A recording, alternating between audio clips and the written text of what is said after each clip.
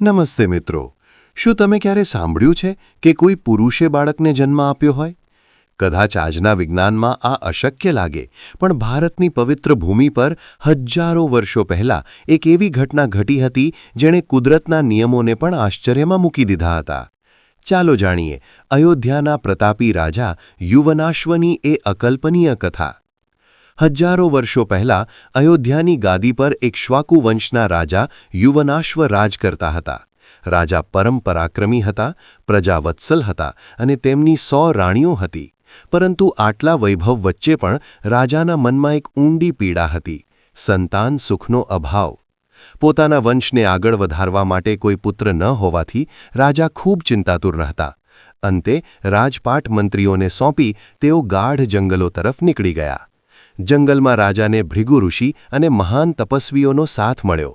ઋષિઓએ રાજાની વ્યથા સાંભળી અને તેમના માટે એક વિશાળ પુત્રકામેષ્ઠી યજ્ઞ કરવાનું નક્કી કર્યું. યજ્ઞના અંતે ઋષિઓએ અત્યંત શક્તિશાળી મંત્રો દ્વારા એક કળશમાં પવિત્ર જળ તૈયાર કર્યું. આ જળમાં એવી શક્તિ હતી કે જે રાણી તેને પીવે તે વિશ્વના સૌથી તેજસ્વી પુત્રને જન્મ આપે. ઋષિઓએ એ કળશને વેદી પાસે રાખ્યો અને નક્કી કર્યું કે સવારે વિધિવત રીતે રાણીઓને આ જળ આપવામાં આવશે. તે રાત્રે એક અજીબ ઘટના ઘટી. રાજા યુવનાશ્વને મધ્યરાત્રિએ ખૂબ તરસ લાગી. આખા આશ્રમમાં ગાઢ શાંતિ હતી.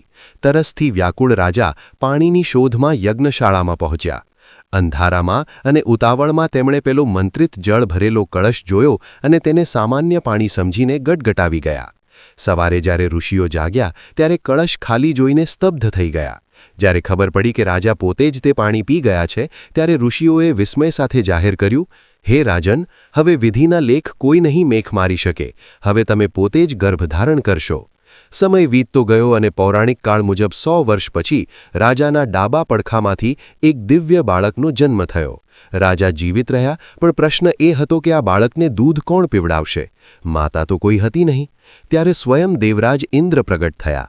તેમણે પોતાની આંગળી બાળકના મોઢામાં મૂકી અને કહ્યું, મા અયમ ધાતા, અર્થાત હું આનો પાલનહાર બનીશ. આ વાક્ય પરથી બાળકનું નામ પડ્યું માનધાતા. યુવનાશ્વના આ પુત્ર માનધાતા આગળ જતા એવા મહાન ચક્રવર્તી સમ્રાટ બન્યા કે જેમણે 7 દ્વીપો પર વિજય મેળવ્યો હતો. આજે પણ પૌરાણિક કથાઓમાં આ રાજાનો ઉલ્લેખ એક વિશિષ્ટ ચમત્કાર તરીકે કરવામાં આવે છે.